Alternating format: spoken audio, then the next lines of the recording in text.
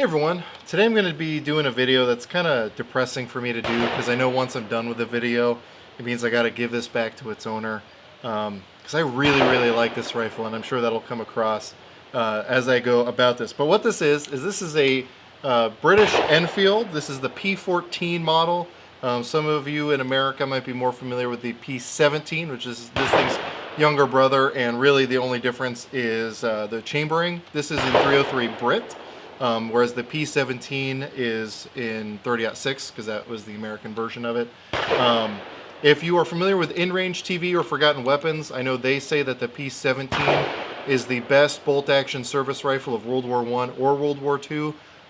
And this thing, I think, comes in as a close second personally, and I'll explain what the differences are between this and the P17 that I think makes the P17 edge out a little bit, but nonetheless, this is probably one of my favorite service rifles to shoot from World War I or World War II. Now granted, I'm pretty sure this saw significantly less service in World War II than the P17 did, but you know, we can get into that later.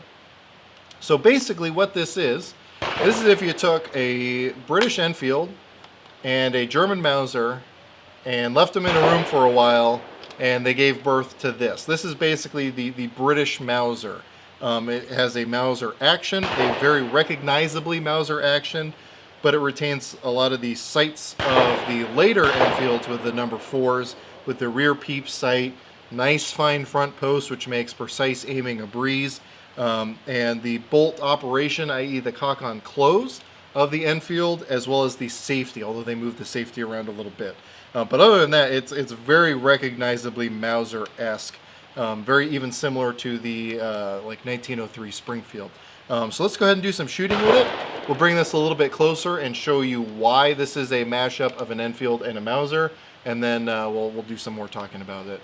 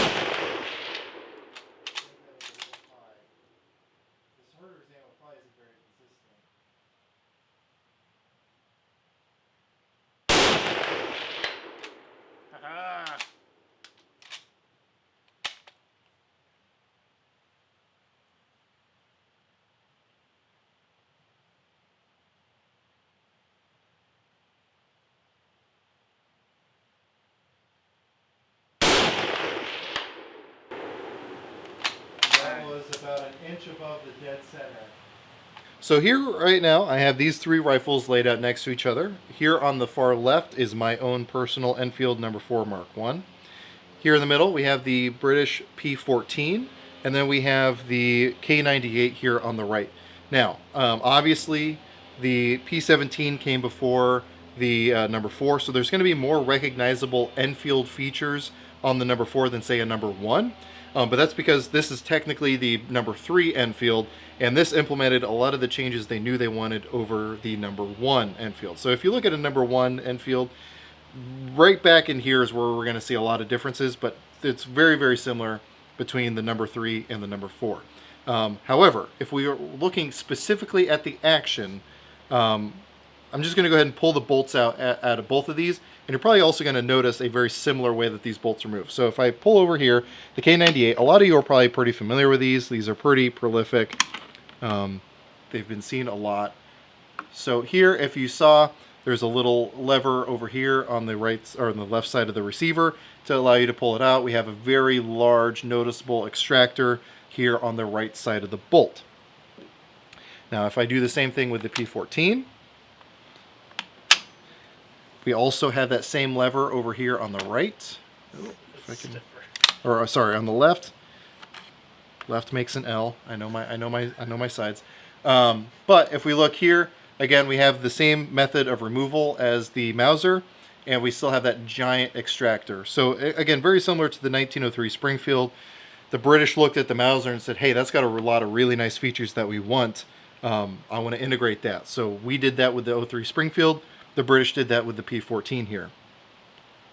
And then if we pull out the bolt on the number 4, we have a very different style here. Pull that up, pull that out. And we have a very, very linear bolt where the extractor is actually built onto the bolt face, and we don't have that giant external one like we saw on the P14. That still has rear locking nuts, right? Yeah, so the bolt body itself is kind of the whole locking lug, really. So, and a lot of people say that that's a detriment, that it makes it a weaker action. But, you know, evidence has shown that these things will hold up just fine to some weird Wildcat cartridges.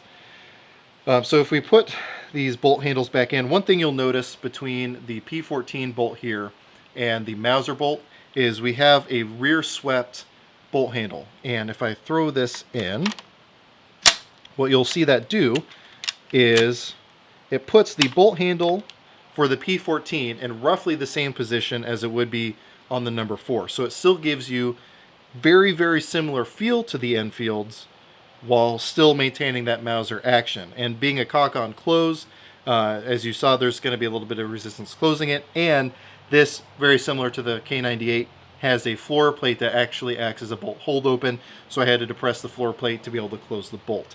And then here on the Mauser K98, same thing.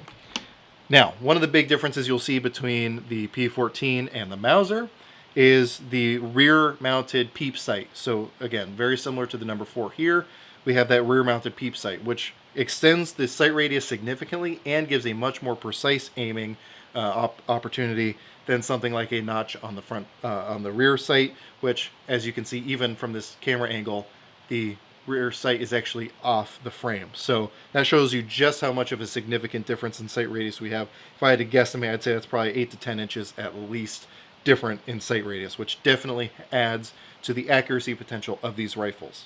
And again, you're not going to be able to see it from this camera angle, but the front sight itself is actually further out. It's a longer barrel on the P14, which is going to extend that sight radius even more.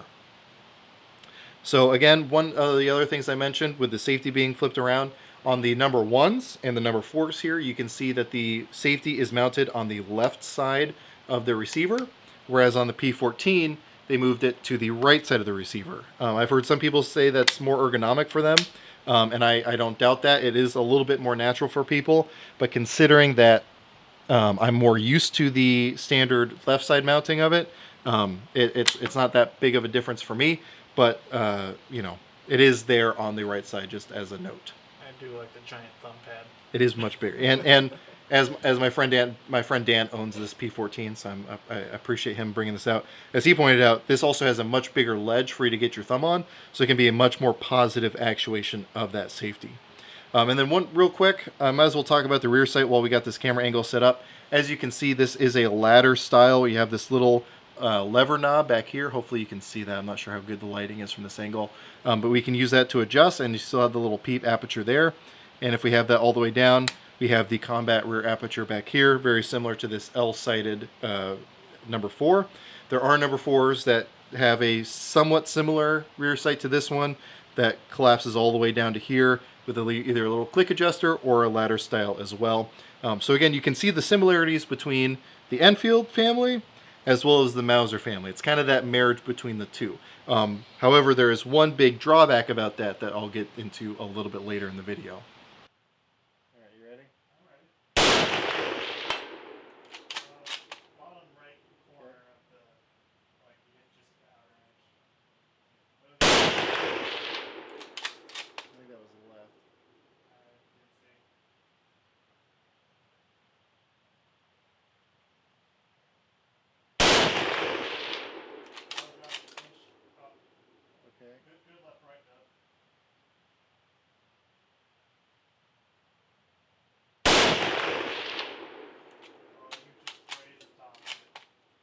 Good too.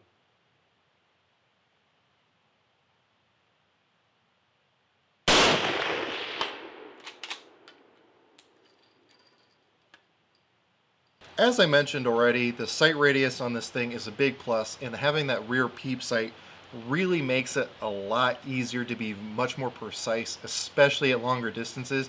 Now with the Mauser K98, you can absolutely be quick and combat effective with those barleycorn sights out to 100 yards easily. Once you start getting past that, you have to be a lot more intentional in your shooting to be able to get nice, tight, precise groups. Now, obviously, you have to be intentional to get nice, tight, precise groups with anything, but it does become a lot easier when you have the Peep rear sight and a really, really fine front sight. Now, this front sight is hooded by a pretty substantial hood on both sides, which is going to give you a lot of protection on that really narrow front post, but it's also skeletonized, so you can still get in there very easily and adjust it, unlike the number ones, where like the number ones Mark IIIs that I've shown before, you pretty much have to take off that entire front shroud to be able to adjust the rear sight. This makes it a lot more end user friendly. Not that your individual troops are going to be drifting that in the field, but it does make it a lot easier for armorers or whoever behind the lines to be able to adjust these. One also thing worth mentioning is very similarly to the number 4s, they did do a style of semi-free float with this, where it's bedded on one side of the barrel and allows flex on the other side, which is going to give a much more consistent harmonics pattern than it would be if you had a fully bedded and clamped in barrel like a lot of those older service rifles, including the number 1 Mark IIIs. They figured out that that is a detriment to accuracy, so they again did the semi-bedding where it's bedded really on one side of the barrel and then allows motion to the other, so that harmonics pattern and that flex pattern is a lot more predictable and a lot more repeatable. Now, I mentioned that there's a slight detriment to the Mauser design over something like the number 4 that I have here in front of me, and the biggest thing there is going to be magazine capacity. As you can tell, this is a flush floor plate, whereas if I grab my number 4 here, I have, just like the number 1 Mark IIIs, I have a standard 10-round magazine here. Now, while they're not designed to be detachable, well, they're designed to be detachable. They're not designed to be issued with several magazines necessarily, or at least if that was the intent, that's not how it was put into practice. But I have 10 rounds on tap here, whereas I have only 5 here on the P14. Now, as I said, this is basically the little brother to the P17, which is chambered in 30-06. Because of the elimination of that rim, you can actually fit 6 rounds in the P17. So you do have 1 extra round, but you're still short-loaded compared to the number 4s. Now, one of the big differences between the 303 and the 30-06 is stripper clip feeding is a much easier process in a rimless cartridge. So again, while you're short-loaded with the P17, for example, you can load that a lot faster than you can even load a number 4 from empty. Granted, you're also only using 1 stripper clip with the P17, but still, it's much easier with that rimless cartridge and those stripper clips as opposed to the rimmed cartridges and the Enfield stripper clips. They're notoriously finicky, so anyone with an Enfield can tell you that. But overall, this is just a really, really excellent rifle. And just a little bit of my background with this specific one. Again, this belongs to my friend Dan, who you've seen on the channel before. We shot his Krag Jorgensen's. We shot his the Madsen M47.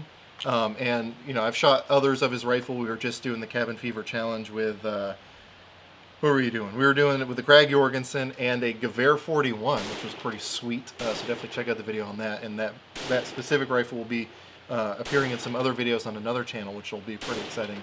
I'm excited for him to be able to have the opportunity. But where the was I going with that? What was I? Started singing my praises and just. I know. Why did I bring up the Cabin Fever Challenge? What was I saying before that? You were saying that you shot some of my other rifles. Oh. Just how Oh, you're right. My experience with this rifle. Yeah. Okay. First time shooting it months ago. Sorry. So I got a little distracted there. So. My experience with this rifle, we took this out. It was actually the same day that we did the video on that Madsen. And my first ever shots through this rifle was at a steel dong at 200 yards. And I was just smacking the heck out of the thing. Very first shot, smacked steel. And it was just consistently smacking steel with some PPU ammo. And a good way to win my heart over is to make me hit accurately at longer distances, which you guys know from other iron sight gun shooting I've done in the past, my eyes are not really great with iron sights, especially like 8K iron sights. But when you give me like a Peep rear sight and a long sight radius like this, it's really upping that opportunity to be accurate with it. And again, really won me over. And in fact, hopefully I'll have rolled in footage of that at this point. I like it. But also today we were out here shooting at 290 yards at our steel gong, and it took us a little bit to figure out where our hold had to be, but both Dan and I were hitting pretty consistently with this thing out to almost 300 yards on our steel gong here at this range. And this thing can absolutely do it. It was getting warm, and it was still just slinging them right in there. And when we were missing, we were just barely missing. It was getting a really nice consistent group. It was just a matter of where our hold was. Cause I mean, I was spotting for Dan, and I can speak for myself. That group he was launching in there was very consistent with Herder's ammo, which is probably not the most consistent ammo you can get, but it was still slinging them in there no problem. So it's definitely combat accurate. However, because of the shorter magazine capacity, if I was like an actual infantryman and I was going to be within 300 yards of the enemy, I'd probably like something a little bit more handy, like the number 4 with that 10-round magazine. But I definitely, if I'm only going against people with bolt actions, i.e. World War I predominantly, I wouldn't necessarily feel undergunned with a P14.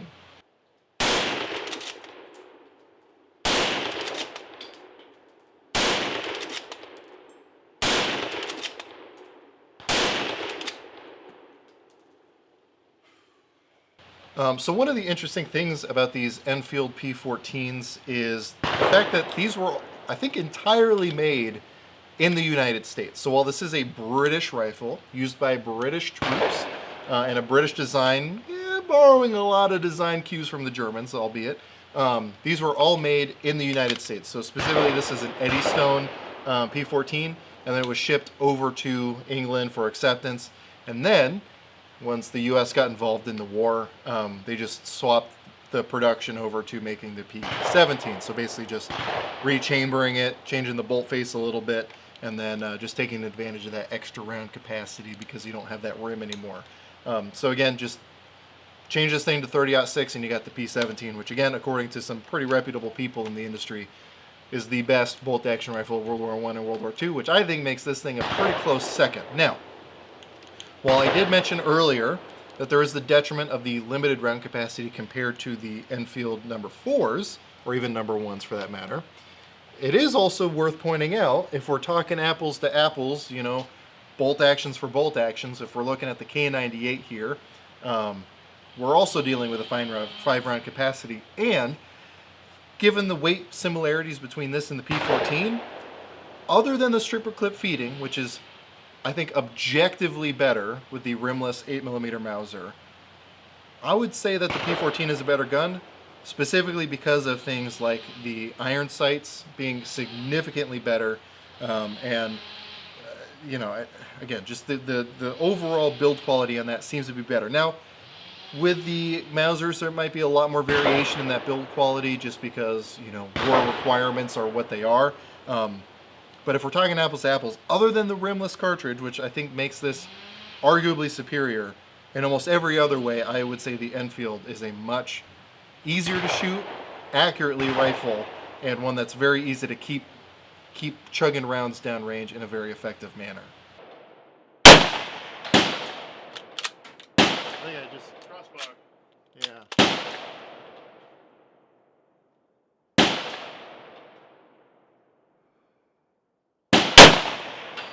Hit. These are heavier bullets. Yeah. So I'm not sure. Hit. That was good. Dead center. Hit.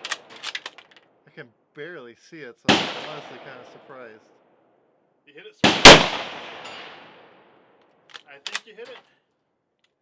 I think you did. So I get to keep this now, right? Huh? I get to keep this now, right?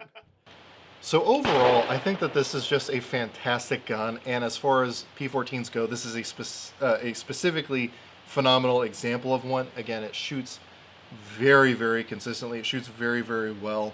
I don't know if you were to find one on a rack at your local gun store if it would necessarily be in as good of shape as this one is, but the design itself is just a very good design. Again, there are the limitations there with the rimmed cartridge and the lower magazine capacity. But again, compared to other service rifles being fielded to include things like the 03 Springfield, you're not really missing out in ammo capacity there. The real detriment is the stripper clip feeding with that rimmed cartridge. But once you get past that, it's just a very, very excellent rifle. And if you're looking at doing like service rifle matches where you need a very precise gun that's going to be very easy to shoot accurately, I don't think you can beat this. Again, you have a significantly longer sight radius than even a number 4 or definitely an 03 Springfield. I think even the 03A3, which has a Peep rear sight, I think this is a longer sight radius. So you're going to have a lot working in your favor in that respect. Again, that's not going to apply to everybody, but this is definitely a rifle that if you have the opportunity to get one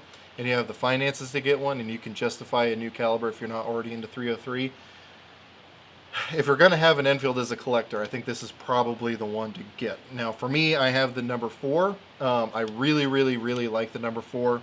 To me, I like it as a representation of a service rifle that was predominant in World War II. But if I had to have one Enfield as a collector, I can absolutely see this being one to have. Again, this is a particularly good example of one, so that might be part of why I feel that way. But nonetheless, I still think it's a very interesting design. And if you have a P17, you might as well add a P14 to your collection because these are going to be significantly cheaper than a P17 as well. These are far less popular, I guess, in civilian ownership here in the U.S. So while you are probably looking at about $1,000 for a P17, I've seen these things pretty often listed for $500–600. So it's going to be a lot easier to add one of these to your collection than a P17. So just throwing out that for what that's worth. Really, I want to say thank you to my friend Dan for making me sound very, very smart in this video. Because he was feeding me a lot of that information off screen, so I really appreciate him not only letting me shoot his guns, but helping me look really smart. And also, if I got any information wrong, not my fault, blame that on Dan, so give him all the blame for that.